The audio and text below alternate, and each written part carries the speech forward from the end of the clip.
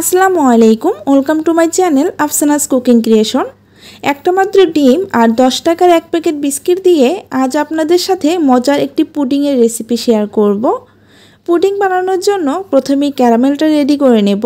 এর জন্য একটি প্যানে 1/4 কাপ চিনি দিয়ে দিচ্ছি। চুলার আঁচ মিডিয়াম রেখে ক্যারামেলটা বানাতে হবে। যখন চিনিগুলো গলতে শুরু করবে তখন একটু নেড়ে চেড়ে ক্যারামেলটা রেডি করে নেব। খেয়াল রাখতে হবে ক্যারামেলটা যেন পুড়ে না যায়।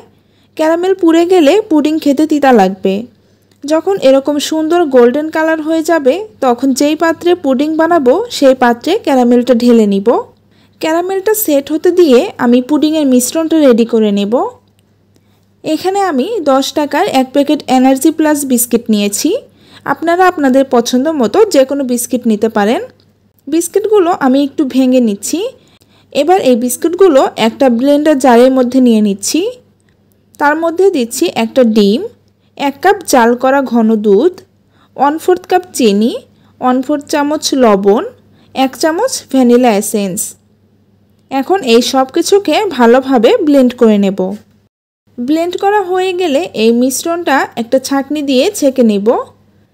এবার ক্যারামেল সেট করে রাখা সেই পাত্রের মধ্যে পুডিংয়ের মিশ্রণটা দিয়ে দিব। একটা ফয়েল পেপার দিয়ে পাত্রের মুখটা ভালোভাবে ঢেকে দিচ্ছি। এবার একটা হাঁড়িতে বেশ কিছুটা পানি নিয়েছি। এই পানির মধ্যে একটা টিস্যু দিয়ে তার উপর একটা স্ট্যান্ড বসিয়ে দিচ্ছি। এখন পুডিংয়ের মোল্ডটি বসিয়ে দিচ্ছি। খেয়াল রাখতে হবে পানির পরিমাণ যেন খুব বেশি না হয়। পুডিংয়ের মোল্ডের অর্ধেক পানিতে ডুবে থাকবে, এই পরিমাণ পানি দিতে হবে। এবার ঢাকনা দিয়ে ঢেকে মিডিয়াম টু লো আঁচে স্টিম করব 25 থেকে 30 মিনিট। 30 মিনিট পর একটা কাঠি দিয়ে চেক করে নিচ্ছি। যদি কাঠিটি ক্লিন আসে তাহলে পুডিংটা নামিয়ে নেব। আর যদি কাঠির সাথে পুডিংয়ের মিশ্রণ লেগে থাকে তাহলে আরও 5 থেকে 7 মিনিট স্টিমে রাখতে হবে। পুডিংয়ের মোল্ড চুলা থেকে নামিয়ে ঠান্ডা হলে ফ্রিজে রেখে দিব 1 ঘন্টার জন্য। 1 ঘন্টা পর পুডিংটা মোল্ড আউট করে নিচ্ছি। গরম অবস্থায় কিন্তু কখনোই পুডিং মোল্ড আউট করতে যাবেন না।